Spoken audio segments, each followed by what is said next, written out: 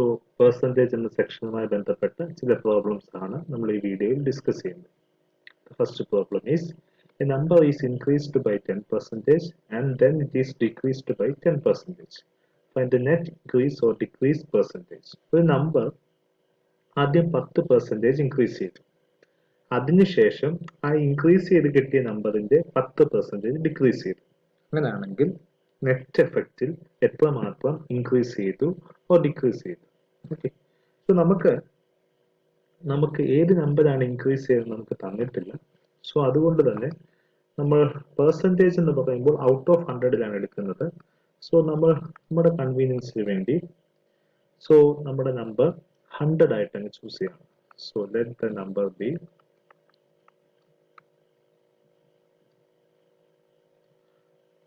300, കാരണം percentage out of 100ലാണ് എടുക്കുന്നത്.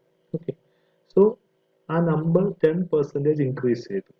So 100ന്റെ 10%, 100ന്റെ 10% എന്ന് വെച്ചാൽ 10 ആണ്. ഓക്കെ, സോ നമ്മുടെ നമ്പർ 100 ആണ്. 100ൽ നിന്ന് 10% ഇൻക്രീസ് ചെയ്യുന്ന വെച്ചാൽ 10 രൂപയും കൂടെ കൂടി, അല്ലെങ്കിൽ 10 ക്വാണ്ടിറ്റിയും കൂടെ കൂടി. So the number after increase is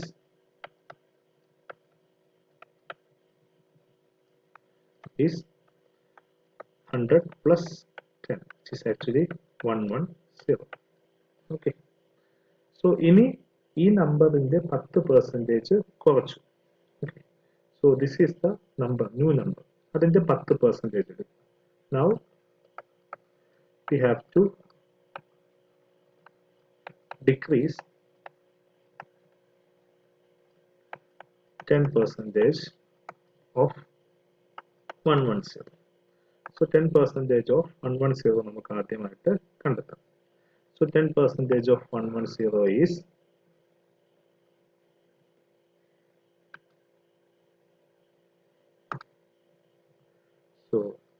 10% of 110 is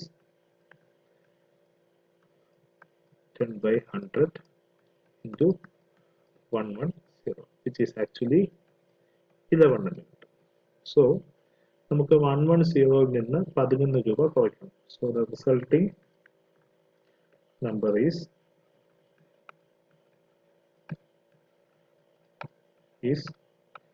110 minus 11, which is actually 99. So we started with a number 100, 10% increase ചെയ്തപ്പോൾ നമുക്ക് 110 ആയി, അതിന്റെ 10% കുറച്ചപ്പോൾ നമുക്ക് 99 ആയി. Okay, so the net effect is actually, ആദ്യം നമുക്കുണ്ടായിരുന്ന നമ്പർ 100 ആയിരുന്നു, ഇപ്പോൾ അത് ഓപ്പറേഷൻസ് എല്ലാം ചെയ്തു കഴിഞ്ഞപ്പോൾ ആ നമ്പർ 99 ആയി. So the net effect is, so net effect എന്ന് വെച്ചാൽ ആദ്യം 100 ഉണ്ടായിരുന്നത് ഇപ്പോൾ ശരിക്കും 99 ആയിട്ട് കുറഞ്ഞു. So net effect is 100 minus 99. ഇത് ഡിക്രീസ് ആണ് സംഭവിച്ചത്. Okay,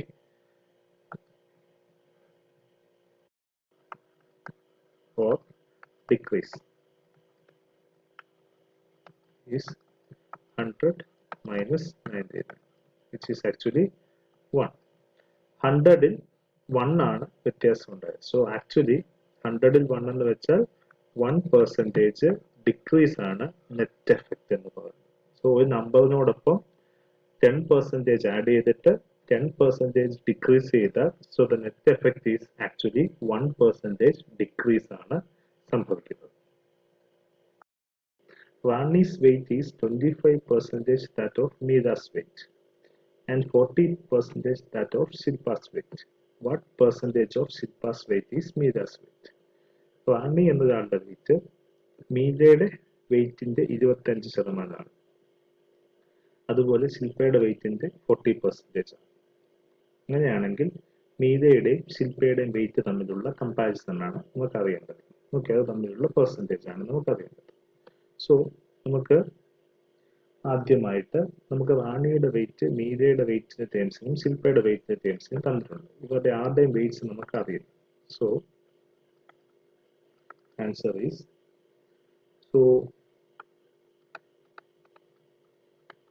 Meera's weight be x എന്ന് നമ്മൾ ചൂസ് ചെയ്യും. ആരുടെയും വെയിറ്റ്സ് തന്നിട്ടില്ല. So next is Shilpa's weight be y. Okay, രണ്ടുപേരുടെ വെയിറ്റ് നമ്മൾ ചൂസ് ചെയ്യും. ഇനി റാണിയുടെ വെയിറ്റ് തന്നിരിക്കുന്ന വെച്ചിട്ട് 25% of x Mira's weight, which is equal to 25 by 100 into x, which is equal to 1 by 4x. Okay, and similarly Rani's weight is 40% of y, Shilpa's weight, which is equal to 40 by 100 into y, which is 2 by 5 y എന്ന് നമുക്ക് കിട്ടും. So റാണിയുടെ wait നമുക്ക് കിട്ടി 1 by 4 extra മീരയുടെ ടേംസിൽ, ശില്പയുടെ ടേംസിൽ 2 by 5 y.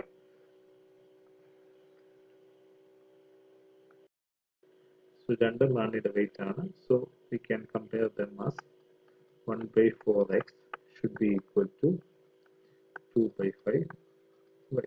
So it should be implies 5x is equal to 8y. From that x can be written as x should be equal to 8 by 5 y എന്ന രീതിയിൽ. Okay, so നമുക്ക് വേണ്ടത് മീരയുടെയും ശില്പയുടെയും വെയിറ്റുകൾ തമ്മിലുള്ള comparison ആണ് നമുക്ക് വേണ്ടത്. മീരാസ് വെയിറ്റും ശില്പാസ് വെയിറ്റും തമ്മിലുള്ള കമ്പാരിസൺ ആണ്. സോ അതിനുവേണ്ടി അവ തമ്മിലുള്ള റേഷ്യോ എടുക്കും. Meera's weight is actually x, Shilpa's weight is actually y. So x is to y ആണ് നമുക്ക് വേണ്ടത്. X is to y percentage ആക്കുകയാണ് നമുക്ക് വേണ്ടത്. So x is to y is actually x by y. Okay, അതിനെ പെർസെൻറ്റേജ് ആക്കാൻ x by y into 100 കൊണ്ട് ചെയ്താൽ മതി. സോ എക്സിന്റെ വാല്യൂ നമുക്ക് വൈയുടെ ടേംസ് നമ്മൾ കണ്ടുപിടിച്ചിട്ടുണ്ട്, which is 8 by 5 y. So 8 by 5 y divided by y into 100. So which is equal to y and y cancel it, 8 by 5 y, 8 by 5 into 100 എന്ന് കിട്ടും. സിംപ്ലിഫൈ ചെയ്യുമ്പോൾ which is actually 160. So മീരയുടെ വെയിറ്റും ശില്പയുടെ വെയിറ്റും തമ്മിലുള്ള relation, മീരയുടെ വെയിറ്റിന്റെ 160% ആണ് ശില്പയുടെ wait എന്നാണ് നമുക്ക് കിട്ടിയത്. Okay, so price of the edible oil increases from rupees 13 to rupees 15 per kg. By how much percent must a housewife reduce her consumption so that the expenditure does not increase? So നമ്മൾ വീട്ടിൽ വാങ്ങുന്ന oil, okay, എണ്ണയ്ക്ക് 1 കിലോയ്ക്ക് 13 രൂപയിൽ നിന്നും 15 രൂപയായി. Okay, അങ്ങനെയാണെങ്കിൽ എത്ര ശതമാനം യൂസേജ് റെഡ്യൂസ് ചെയ്ത് കോസ്റ്റ് മാനേജ് ചെയ്യാൻ വേണ്ടി എത്ര ശതമാനം ഓയിൽ കൺസംഷൻ ആണ് നമ്മൾ റെഡ്യൂസ് ചെയ്യേണ്ടത് എന്നാണ് നമ്മൾ കണ്ടെത്തേണ്ടത്. അതായത് ടോട്ടൽ കൺസംഷൻ വ്യത്യാസം വരാതെ, ടോട്ടൽ റുപ്പീസ് വ്യത്യാസം വരാതെ ഓയിലിന്റെ അളവ് റെഡ്യൂസ് ചെയ്യുന്നത് എത്ര പെർസെൻറ്റേജ് റെഡ്യൂസ് ചെയ്യണം, ഇതാണ് ചോദ്യം. ഓക്കെ, സോ നമുക്കിവിടെ എത്രമാത്രം ഓയിൽ യൂസ് ചെയ്യുന്നു എന്ന് നമുക്കറിയില്ല.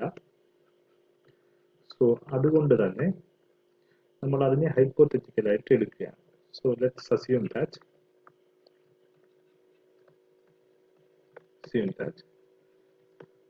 the consumption, the total consumption is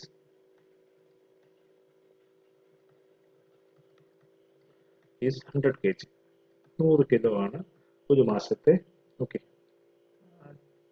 ഉപയോഗം. സോ പ്രീവിയസ് വില വെച്ചിട്ട് 100 കിലോയുടെ total cost will be 100 into 13, which is 1300. So the new cost is actually, should be 100 into 15, which is actually 1400. നമുക്ക് വേണ്ടത് നമ്മൾ ഈ 1500 രൂപയ്ക്ക് വാങ്ങിക്കുന്ന ഈ ഓയില് അളവ് 1300 രൂപയ്ക്ക് എങ്ങനെ എത്ര ഓയിൽ വാങ്ങിക്കാം എന്നുള്ളതാണ്. നേരത്തെ 100 കിലോ ഓയിലിന്റെ വില 1300 ആയിരുന്നു, ₹13 ആയിരുന്നു. ഇപ്പൊ ₹15 ആയി. ഓക്കെ, സോ 100 കിലോ ഓയിൽ വാങ്ങിക്കാൻ നമുക്ക് 1500 രൂപയാവും. പക്ഷെ നമുക്കിപ്പോൾ 1300 രൂപയുടെ ഓയിൽ നമുക്ക് വാങ്ങിക്കാൻ പറ്റത്തുള്ളൂ. സോ 1500 രൂപയ്ക്ക് വാങ്ങുന്ന 1500 രൂപയ്ക്ക് 100 കിലോ വാങ്ങുന്ന ഓയിൽ 1300 രൂപയ്ക്ക് എത്ര വാങ്ങാൻ പറ്റുമെന്നാണ് ആക്ച്വലി നമ്മൾ കണ്ടെത്തേണ്ടത്. ഓക്കെ, സോ നമുക്ക് കണ്ടെത്തേണ്ടത് 100 കിലോ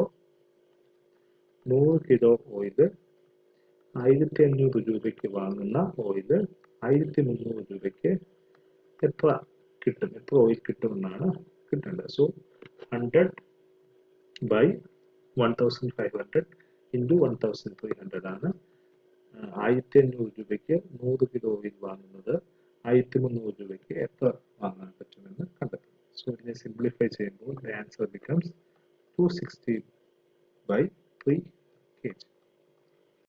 സോ നമുക്ക് പുതിയ വിലയ്ക്ക് 1300 രൂപയ്ക്ക് 100 കിലോ വാങ്ങാൻ സാധിക്കില്ല. 260 by 3 kg വരെ നമുക്ക് വാങ്ങിക്കാൻ സാധിക്കും. സോ ടോട്ടൽ 100 kg യിൽ നിന്ന് 260 by 3 kg ആയിട്ട് നമ്മുടെ ടോട്ടൽ കൺസംഷൻ റെഡ്യൂസ് ചെയ്യും. സോ ടോട്ടൽ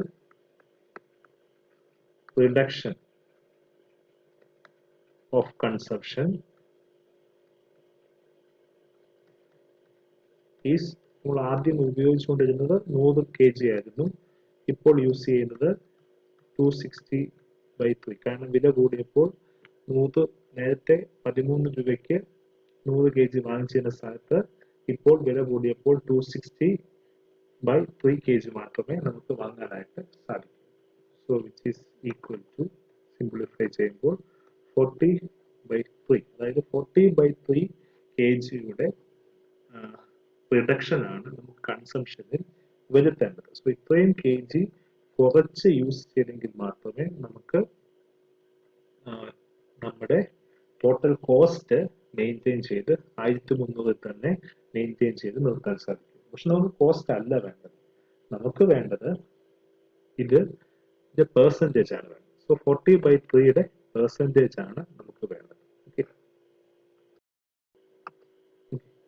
സോ നമ്മൾ 100ലാണ് നമ്മൾ ആദ്യം യൂസ് ചെയ്തുകൊണ്ടിരുന്നത് 100 kg ആയിരുന്നു, അതിൽ നിന്ന് 40 by 3 kg ആയിട്ട് നമ്മൾ റെഡ്യൂസ് ചെയ്തു. അതിന്റെ പെർസെൻറ്റേജ് ആണ് വേണ്ടത്.